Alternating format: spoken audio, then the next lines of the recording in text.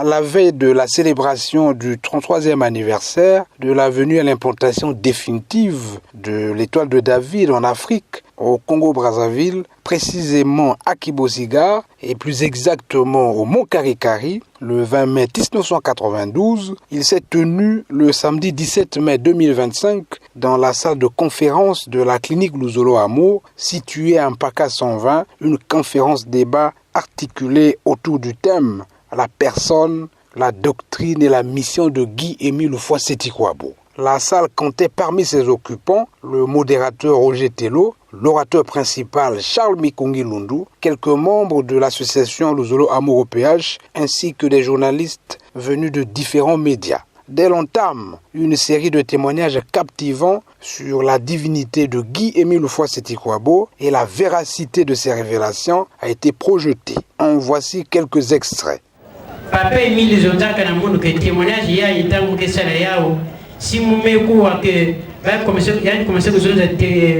la vérité divine de l'heure nous pouvons faire ce témoignage ya.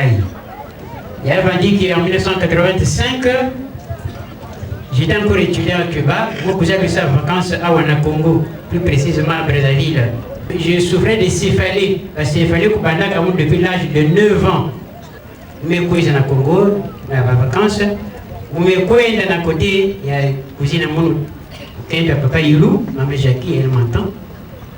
Elle me dit, bon, il va céphalée, quand je suis là, je suis là, la tata Yulu n'a que bossi. Il m'a amené à Kibossi. Dès que nous sommes arrivés à Kibossi, papa Guy-Émile Houphouët-Sétikwabo mais dans la maison de Samba, tu es revenu à la tête de la création. Je ne savais pas, je ne savais pas ce que ça voulait dire. Tu dis oui, mais tu es revenu à la tête de la création. Ceux qui sont venus nous évangéliser, va tromper que Béto, va tromper que Béno. Moi j'ai la vraie Bible. Il y a une idée l'accent que Bible. D'ailleurs, je vais te garder ici pendant un mois. Aussitôt, oui. Et puis tu es toujours triste. Et c'est à cause de céphalée. Tu me dis oui, papa. Je me suis dit, oh. Mais il y a de la bonne chose au monde. La bonne terre au monde quelque part. Moi, vous savez que mon gars va céphalée. Oui, tu as des céphalées chroniques. C'est depuis l'âge de 9 ans qu'il y a pendant quelqu'un va céphaler. Mais comme tu es revenu à la tête de la création, c'est fait. Mais pas mon cas. Elle me dit oui. Elle me bat à bière. Elle me dit à mon pas de samba. Tu es rapide. Je dis oui, papa, je suis rapide. Quel lancer de bouteille, qu'est-ce que c'est une bière? Elle va dire c'est. Bon, d'accord, papa. Elle me bat à bouteille, elle me sert la libation. Elle me sert la libation, elle me verser sur la tête de son milliard. Du fond de mon cœur, je me disais, mais merde. Mais ça, c'est des excitants que je suis en train de prendre. Là, tu vas côté de la bière, tu mandat. Papa me dit c'est quand je dis non, c'est pas la bière que tu refuses à Cuba, mais ça c'est la bière ici, parce que j'ai dit pendant que papa Émile mettant un morceau de cola, au fond de mon cœur je me dis que merde, ça c'est des excitants. Vous commencez à écouter ma case. Aïe aïe, papa Émile mais c'est quand je dis non. C'est pas la cola, mais c'est la cola missile ou du yao. Côté où je dis, il lit mes pensées. Ah, il faut se monter. Papa, Émile, met ça dans mon koala, mais mes frères et sœurs, mes koalas, c'est un sommet cotonneux, un sommet cotonneux. Mais tu sais, ça va que m'a dit unir, maman, moi, ni placenta. Mais papa, qui vient dans mon combat, papa me demandait mon samba, tu m'as découvert aujourd'hui. Nangi Mukenani, Metala Mazulu, mais fixé par maison de papa, tu es le Dieu incarné sur terre, papa. Gekenza de la catégorie de la bande. Papa, mille maisons à mon chut. Membre n'a besoin de dire que n'a pas bande. Que tant oui, n'angi que vous avez été divine de l'heure, qu'on a quelque chose de témoignage. Mais j'aimerais vous inviter à lire en Genèse chapitre 2 pour découvrir que le jardin d'Éden était en Afrique centrale. Nos enfants, nous leur montrons un Christ blanc, nous leur montrons des anges blancs. Et quand nous parlons de Dieu, nous pensons même déjà, nous l'avons déjà coloré en blanc. Mais mes amis, la Bible m'enseigne autre chose. Abraham était un noir qui vivait dans un pays noir. avec une femme noire, Sarah. Le plus grand et plus célèbre, plus fameux Africain que je connaisse, c'est Moïse, né en Égypte. Il est né en Égypte. C'est un Africain, Moïse. Un Africain noir. Beaucoup de personnes s'imaginent Moïse à travers le film de Cécile B. DeMille, un vieux blanc à tête blonde, à cheveux blancs et barbe blanche. Non! Et la raison est simple, mes amis. Moïse a été élevé à la cour de Pharaon pour succéder au Pharaon. Or, nous savons aujourd'hui, et le monde scientifique, les historiens, les théologiens savent que les Égyptiens étaient des Noirs et les pharaons étaient noirs. L'Afrique est le berceau de l'humanité, n'est-ce pas? Et si le berceau de l'humanité est en Afrique, ça signifie que Dieu a créé Adam et Ève en Afrique. Mais ce que j'ai découvert en étudiant les généalogies, c'est que toute l'ascendance de Jésus, depuis Abraham, est de lignée noire. À l'issue de cette séquence vibrante, l'orateur principal, Charles Mikonge Lundu, a planté le décor, empreinte de clarté et de conviction, avant que Darius Abayunga, le deuxième orateur, ne vienne compléter son intervention. De la même façon que les gens apportent un intérêt à certaines personnes, nous nous sommes levés ce matin de façon sincère pour dire, permettez-nous de vous dire aussi qu'au Congo-Brazzaville, nous avons rencontré un homme. De par sa personne, de par sa vie et de par ce qu'il affirme, nous trouvons que, bien que homme de la terre, il n'est pas un homme de la terre. C'est tout. Il est prouvé aujourd'hui que Guy-Émile Houphouët-Boigny est né sans placenta. Il n'a pas de nombril. Je voulais qu'on donne le micro à un médecin gynécologue obstétricien pour lui demander s'il est possible qu'il y ait un enfant dans le fœtus de sa mère qui ne puisse pas être lié. Donc le docteur Séraphin Opalingoli, qui est médecin, il n'est pas tradithérapeute. C'est un médecin spécialiste, gynécologue obstétricien, connu de la ville de Pointe-Noire. Docteur, qu'est-ce que vous pouvez nous dire sur ce sujet? Je suis gynécologue obstétricien. Et de par ma profession, et par ce que j'ai appris à l'université, le placenta, c'est l'organe d'échange entre la maman et le fœtus. Le fœtus ne trouve son existence, sa vie, que parce que sa maman lui donne à travers le placenta. Et lorsque nous apprenons que papa Guy-Émile Houphouët-Boigny n'a pas de nombril. Il n'a pas de nombril, naturellement parlant, physiquement parlant, puisque nous avons suivi le témoignage d'un frère qui avait vu le ventre de papa Guy-Émile Houphouët-Boigny, et sur ce ventre-là, il n'y avait pas de nombril. Ce frère-là avait vu le ventre, et nous avons aussi le témoignage de celle-là même qui a porté Guy-Émile Houphouët-Boigny en elle, Maman Mazozeka, qui avait dit que, effectivement, lorsque l'enfant est né, elle était étonnée de voir que l'enfant ne portait pas de nombril. Elle a attendu en vain la sortie du placenta, parce qu'on sait que quand l'enfant naît, quelques minutes après, il y a le placenta qui sort. Elle a attendu en vain la sortie du placenta. Et il n'y avait pas de placenta. Moi, gynécologue obstétricien, je me dis, comment est-ce que Guy-Émile Houphouët-Boigny avait vécu dans le ventre de sa maman? C'est extraordinaire. Et donc, voici là un indice, un des indices, pour dire que Guy-Émile Houphouët-Boigny n'est comme vous et moi. Guy-Émile Houphouët-Boigny est quelqu'un de particulier. C'est pas nous autres qui avons fait de Guy-Émile Dieu ou qui avons dit qu'il est Dieu.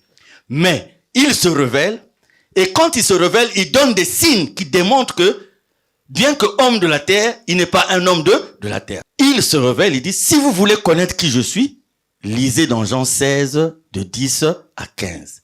Je suis l'esprit de vérité dont Dieu parle. Prenant la parole à son tour, Darius Abayunga est intervenu pour partager quelques déclarations de Guy-Émile Houphouët-Sétikwabo, choisi parmi tant d'autres. Déjà, il a toujours dit, il dit, je suis unique en mon genre. Vous allez circuler sur toute la terre, vous irez au ciel, vous irez partout, vous ne trouverez jamais un homme qui soit comme moi. Et pour compléter à cela, il dit, je suis le petit capital de l'Éternel Dieu, et je répondrai de vous le jour du Seigneur. Ça, c'est une déclaration grave. Quel est cet homme sur terre qui a pris la responsabilité de déclarer que moi, Kingandi, moi, Polo, c'est moi qui répondrai de vous le jour où il y aura ce jugement dernier. Je n'ai jamais vu ça ou entendu ça de quelqu'un, jamais. Mais lui, il prend cette responsabilité et il le dit à qui veut l'entendre. Et nous l'avons entendu, nous parlons de cela, nous avons écrit sur ça et c'est avéré parce que tout à l'heure on vient de le présenter, c'est un homme extraordinaire. Il n'est pas comme tous les autres hommes. Il dit l'heure, la minute et la seconde à laquelle je suis né, c'est l'heure, la minute et la seconde de l'Esprit Saint. Bon, quel est cet homme-là qui va naître à la même heure que l'Esprit Saint? Bien que homme de la terre, je ne suis pas un homme de la terre. Il nous fait la révélation. Il dit, la voix entendue disait. Il nous dit qu'il a entendu une voix venue du ciel. Toi, Émile, tu es établi d'éternité en éternité pour régner éternellement. Si vous voulez connaître celui que je suis, allez lire dans Jean 16, de 10 à 15. En fait, il s'agit de la révélation sur l'esprit de vérité. Après cette mise en contexte, les journalistes ont ouvert le débat sur la personne, la doctrine et la mission de Guy-Émile Houphouët-Sétikwabo. En réponse, Charles Mikungi Lundu, Darius Abayunga et Alaï Kovora ont chacun apporté des éclairages pertinents. En quoi Guy-Émile Houphouët-Sétikwabo est-il différent des autres? J'ai parcouru les livres de Branham, pour pas dire que j'ai partagé sa foi. J'ai beaucoup lu sur Simon Kimbangu et beaucoup d'autres d'ailleurs. Seulement, j'ai jamais écouté cette déclaration. Il y a une expression propre à Guy-Émile Houphouët-Sétikwabo, une déclaration forte, qui rejoint ce que disait Papa Darius tout à l'heure, que je suis le garant de toutes les âmes. Voilà la distinction. C'est-à-dire que moi, j'ai une âme, Marion William Branham a une âme, Simon Kimbangu a une âme, mais il y a son garant. Celui qui va le présenter, c'est lui pour qui il dépend. Donc, il est le garant de toutes ces âmes-là. Que tu sois Abraham, que tu sois Isaac, que tu sois, que sais-je, il est le garant de toutes ces âmes. Quand un éminent homme de Dieu arrive, ou un messie, il y a des signes précurseurs. J'ai parcouru le livre des 7 sceaux de Marion William Branham, qui parle il dit ceci, c'est la page 579, il dit, il se peut que ça soit maintenant l'heure, la minute, où cette personne remarquable dont nous attendons l'entrée en scène puisse faire son entrée en scène. Nous ne pouvons pas être deux ici en même temps. Si c'est le cas, moi je vais diminuer et lui il va croître. Ça c'est Marion William Branham. Et Simon Kimbangu parle de l'arrivée d'un grand roi divin. Vous savez, il dit, il viendra avec ses 3 pouvoirs. C'est que tous ces grands prophètes annoncent l'arrivée imminente de quelqu'un qui est censé être supérieur. Parce que on a dit ici, dans une des questions, pourquoi est-ce que c'est nous qui le faisons Dieu? Pourquoi est-ce que il est appelé grand maître? Vous allez vous retrouver. C'est que lui, en tant que missionnaire du Dieu vivant, en tant qu'esprit de vérité incarné, donc venu sur terre, ne peut être qu'au-dessus de tout autre homme de Dieu.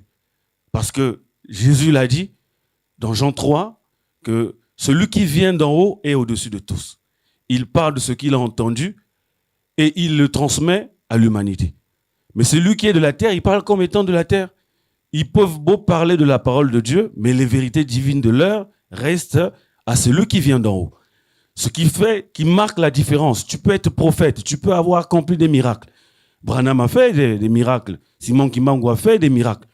Mais ici, il s'agit du plus grand miracle dont Dieu fait dans la vie d'un chrétien. C'est de changer l'homme, la nature de l'homme, du mal en bien. Le débat d'aujourd'hui doit éveiller les consciences aussi sur le plan spirituel. Donc, ce que j'allais lire, écrit par Hermann Vollmann, ce qui nous a été transmis au sujet du Fils de l'homme est tout aussi erroné. C'est d'ailleurs la question sur laquelle nous allons nous pencher à présent. Au soir de son activité terrestre, Jésus fit à ses disciples la promesse de la venue du Fils de l'homme. En annonçant le Fils de l'homme, il ne parlait pas de lui-même, mais d'une autre personne. Les disciples ne comprirent pas et crurent que Jésus était lui-même le Fils de l'homme, supposition alors aisément compréhensible et fort excusable, puisqu'ils vivaient dans l'attente imminente du jugement dernier et du retour de Jésus. À peine Jésus avait-il fait part à l'humanité de cette prophétie de la plus haute importance que déjà s'ancrait la base d'une erreur lourde de conséquences. Cette erreur fut retransmise et finalement incorporée dans les évangiles. Voilà pourquoi les évangiles renferment maintes expressions fausses ou du moins obscures se rapportant à la notion de Fils de l'homme, alors que Jésus qui s'était exprimé de façon simple et claire ne les aurait jamais employés. Jésus annonce clairement la venue d'un deuxième envoyé de Dieu. Cependant, je vous le dis en vérité, Jean 16, de 7 à 8, il vous est avantageux que je m'en aille, car si je ne m'en vais pas, le consolateur ne viendra pas vers vous. Mais si je m'en vais, je vous l'enverrai. Et quand il sera venu, il convaincra le monde en ce qui concerne le péché, la justice et le jugement. Jean 16, de 7 à 8. J'ai encore beaucoup de choses à vous dire, mais vous ne pouvez les porter maintenant. Quand le consolateur sera venu, l'esprit de vérité, il vous conduira dans toute la vérité, car il ne parlera pas de lui-même. Il me glorifiera. Donc si Jésus devait venir lui-même une deuxième fois, il n'allait plus dire « il me glorifiera ». Il me glorifiera, donc, motomosusu. À quoi? Il me glorifiera parce qu'il prendra de ce qui est à moi et vous l'annoncera. Tout ce que le Père a est à moi. C'est pourquoi j'ai dit qu'il prendra de ce qui est à moi et qu'il vous l'annoncera. Mais le consolateur, l'Esprit Saint, que le Père enverra en mon nom, vous enseignera toutes choses et vous rappellera tout ce que je vous ai dit. Le frère laïque a dit, tous ceux qui pensent que la spiritualité s'est arrêtée au temps de Jésus, Jésus lui-même nous dit qu'il y a encore beaucoup plus important à venir. Car quiconque, ça c'est Marc 8, 38, quiconque aura honte de moi et de mes paroles, le Fils de l'homme aura aussi honte de lui quand il viendra dans la gloire de son Père avec les saints anges. Cette dernière phrase en particulier devient totalement compréhensible si l'on part de la supposition erronée que Jésus et le Fils de l'homme ne sont qu'une seule et même personne. Les activités telles que conduire, annoncer, enseigner, rappeler que Jésus a attribué à cette autre personne peuvent uniquement être réalisées par une personne, pas par un esprit. Donc, il dit, les mots esprit de vérité, consolateur et Saint-Esprit sont employés par Jésus pour désigner le Fils de l'homme qui viendra pour compléter sa mission. Et Guy-Émile le tout le temps dit, je suis le fidèle continuateur. Il convient de noter que cette conférence débat sur la personne de Guy-Émile Ufoi-Seti-Kouabo, sa doctrine et sa mission, n'est que la première d'une série appelée à se poursuivre. Désormais, l'humanité ne doit pas perdre de vue qu'au Congo-Brazzaville vit un homme dont l'existence, depuis sa naissance jusqu'à nos jours, est jalonnée de faits extraordinaires. Ces signes nombreux et marquants témoignent avec force qu'en dépit de sa présence humaine sur terre, il n'est pas de la terre. Il est l'esprit de vérité annoncé dans l'évangile selon Jean 16, du verset 10 au verset 15. Autrement dit, il est Dieu lui-même manifesté à cette génération.